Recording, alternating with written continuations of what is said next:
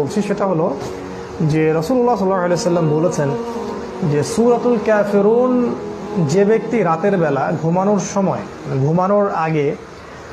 বিছানায় শুয়ে যে সূরাতুল কাফিরুন তেলাওয়াত করবে ইনশাআল্লাহ তাআলা আল্লাহ পাক তাকে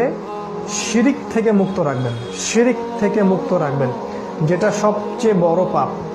যেই পাপটা আমলনামায় থাকা অবস্থায় যদি আল্লাহ না করুক কারো মৃত্যু হয়ে যায় তাহলে, এবং তওবা সে না করে, তাহলে তার জাহান্নামে যাওয়ার পসিবিলিটি খুবই বেশি থাকবে। তো এই সবচেয়ে বড় যে জুলমুন আযীম, সবচেয়ে বড় পাপ, এইটা থেকে বাঁচার জন্যে আল্লাহর রাসূল সাল্লাল্লাহু আলাইহি ওয়াসাল্লাম আমাদেরকে সূরাতুল কাফিরুনকে